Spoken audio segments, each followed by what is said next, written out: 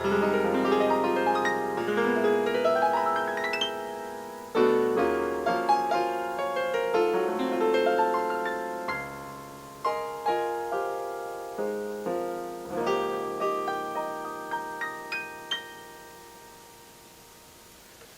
guys, I'm James Wrubel. You might recognize me from Jazz 101 and 201 back in Hero Play. Jermaine has brought me back because I've been missing something in my life, and that's you guys. Jazz has remained a big part of my life since I started medical school, but I've decided that I want to keep going on with it and keep teaching some ideas. So Jermaine's brought me back to share some of my best ideas with you. In the last few years when I had shot Jazz 101 and 201, I was before medical school and getting my sciences done to get into medical school. Since that time, I've been enrolled in medical school, and I'm currently in my third year out on rotations. But it's still nagging at me that I'm not able to take all the stuff that I've learned and give it back. So Jermaine brought me in just to show a couple concepts to you, and I hope you like what you see. The first thing I want to show you guys is something that I use a lot. So whenever I share something with people, I like to give them something that can apply in a lot of different ways, but that's going to make you sound the best you can, and that's going to make you sound professional.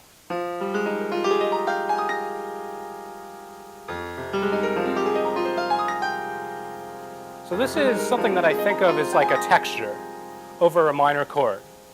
There are a lot of things that separate decent players from good players, and good players from great players, and great players from someone who you can't argue isn't a professional.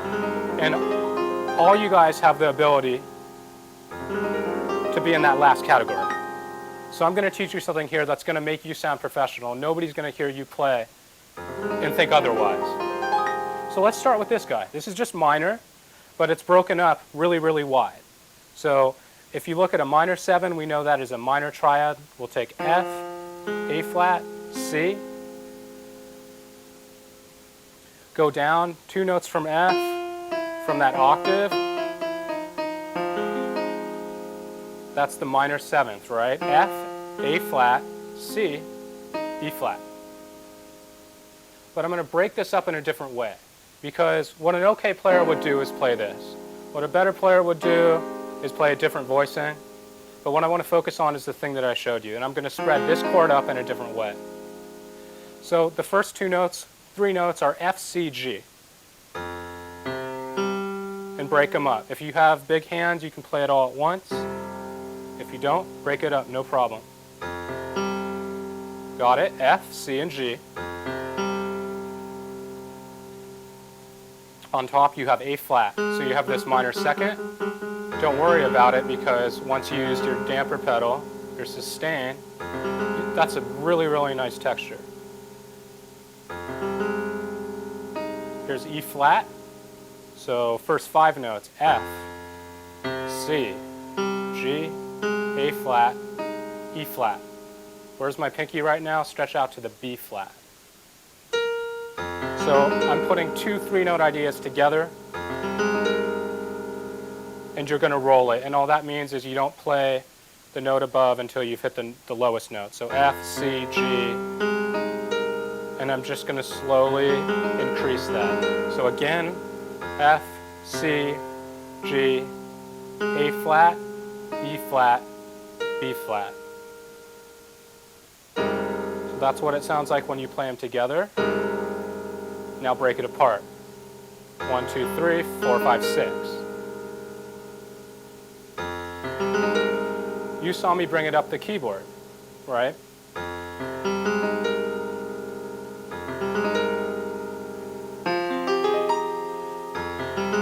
And I'm going to move my left hand up the octave and eventually up the octave. That's where I'm going.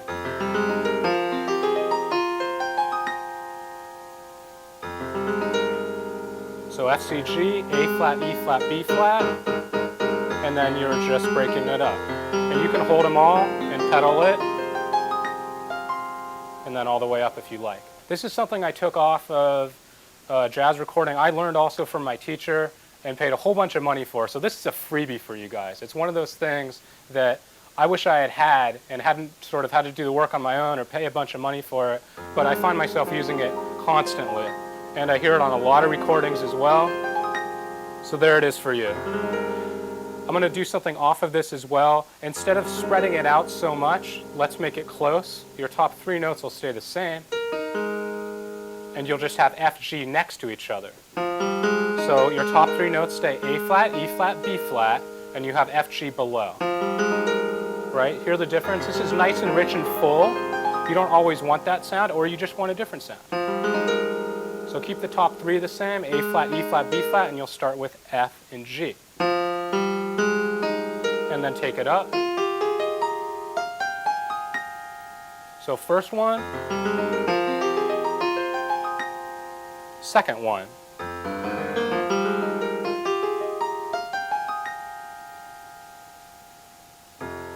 You can even hold a 5th down there, and then you essentially get the same thing as this guy. Sound good? Let's move to a 5. If that's a 2, our 5 would be the 4th up. We'd be on B flat. This is probably my all-time favorite run that's easy to play, that sounds impressive. If someone's walking by a piano you're playing and they hear you play this, they're going to stop. So we played this guy before, or this one. Now, on a 5, B flat 7,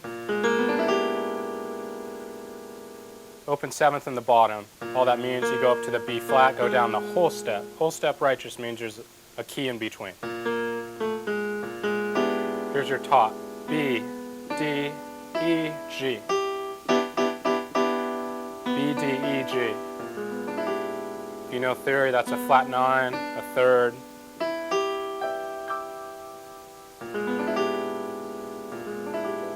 Sharp 4, sharp 11. Don't worry about it if that doesn't make any sense. You just need to know to play this guy. Man, I wish I had been... someone had showed this one to me.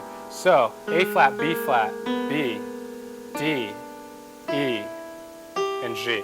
And you're going to roll it up the same way we just did the last one. And this is a really good one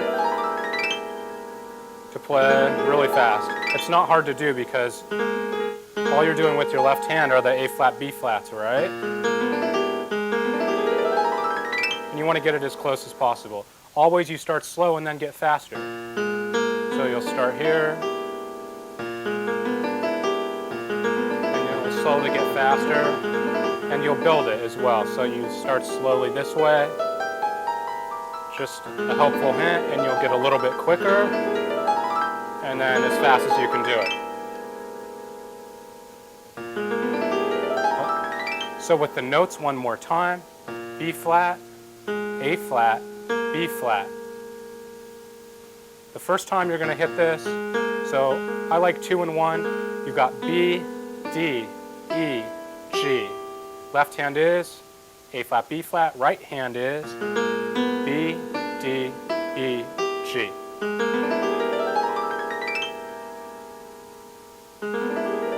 You know what? I'm in a good mood. I'm going to give you another one that's really altered. I actually heard both of these a couple months ago. I saw a really famous jazz pianist at the Hollywood Bowl in LA. 15,000 people. He played both of these. And now you guys get it. Here's the really altered one. This is called a closed voicing the way I've done it. Just like this one is close. It's literally close. People call it closed or close. Let's make it wider. Here's the other way to really make that dominant 7th shine. Same thing. You've got A flat, B flat. Now, instead of B, D, E, G, I want B, E, A flat, D flat. Left hand B flat, A flat, B flat. Right hand B, E, A flat, D flat. Very altered chord. What makes you sound professional, what makes you sound awesome, what makes you sound inarguably great is when you can really, really alter chords. And that's why when I'm walking past somebody playing in public, I know in like 3 seconds what their training is, how good they are, how they learned, where they come from, what their background is. You may not have a 15-year background like I do, in terms of getting lessons since I was 5, but I'm going to share all of that with you. Okay, A flat, B flat in the left hand, in the right hand, B, E, A flat, D flat. And you have to break this up unless you have, hands as big as Jermaine or something like that. I can barely play this with one hand. If you can go ahead. This would physically cause me an injury if I played this too much, so I'm going to break it up. Got it?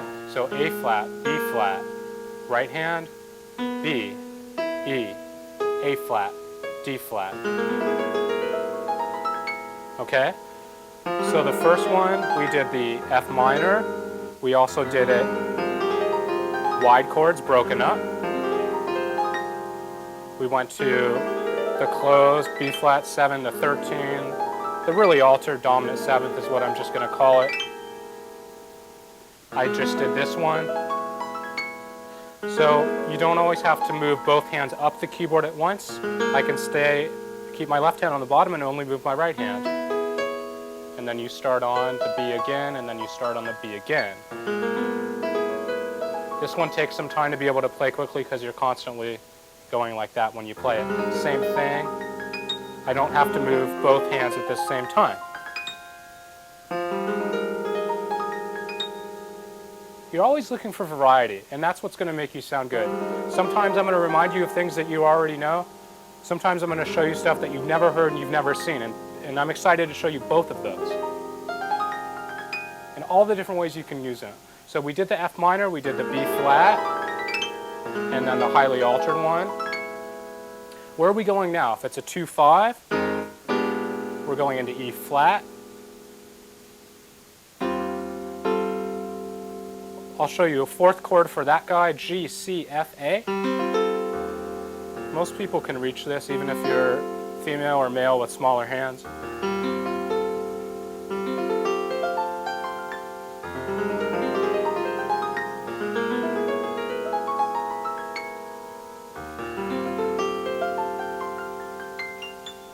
So G, C, F, A. You play a 5th in your left hand or an octave or an open 7th.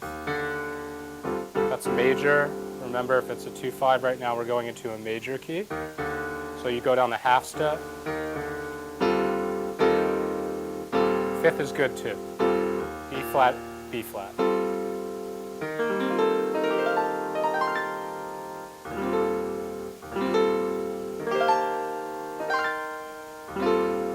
So,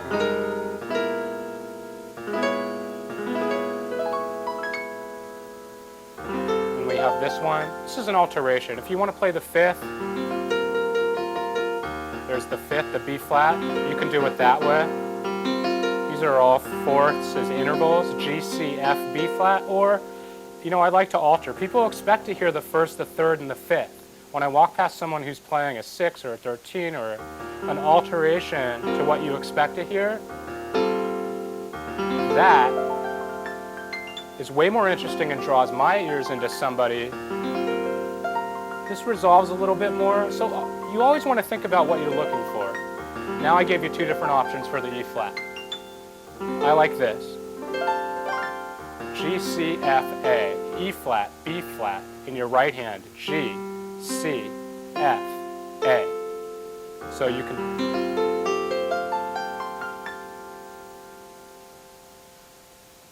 Last thing I'm throwing in, 2-5, we went over both of these.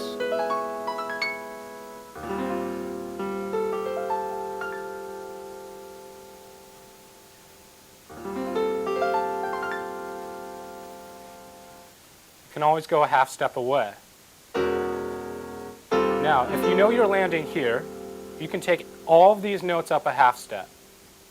Every single one. E flat, B flat goes to E and B. All these guys go up to all the black keys. So that's what that'll sound like. Now here are the notes. So initially you have the 2, the F minor, and whatever way you want to play it, you have the B flat, or in this way. And instead of resolving right to the 1, go to its neighbor, go the half step up and play E, B, A flat, D flat, G flat, B flat. A flat, D flat, G flat, B flat. Technically, in E, it's G sharp, C sharp, F sharp, A sharp, doesn't matter. These notes, A flat, D flat, G flat, B flat. When you're thinking in textures, I use a lot of these playing really slowly, playing ballads. You need to have as many ways to say something as possible, and that's what I always like to show you guys. So you can block it out, which just means you play it all at the same time. Move it up the keyboard that way. You can break it up. G sharp, C sharp, F sharp, A sharp, and take it up, and take it up, and take it up again. You can roll both hands at the same time. That's 3 different textures. When you're playing for long periods of time, you want to be able to say as much as you can, and that's what makes you your best. That's what makes me my best, and those are the things I love to share with you guys. And everything I had to figure out, a lot of this stuff on my own, and/or had from years of lessons. A lot of the textures that I just sort of call these is just from sitting in clubs and hearing, why does that sound cool? That's what interests me. F minor 7 is great once you learn it. This is a lot more interesting. It's a lot more impressive, and it's going to make you sound like a pro, and that's my goal. So,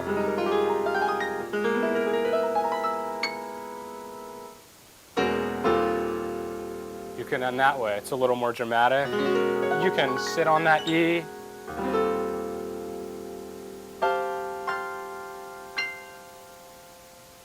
Play it in all different ways.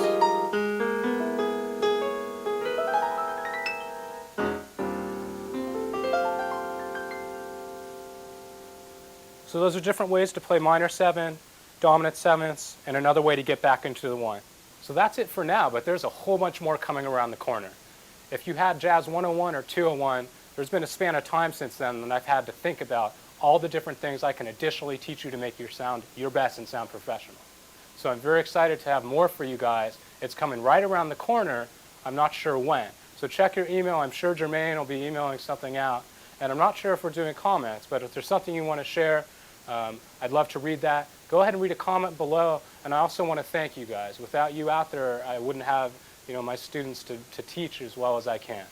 So I look forward to working with you guys. And if you can hear it, you can play it.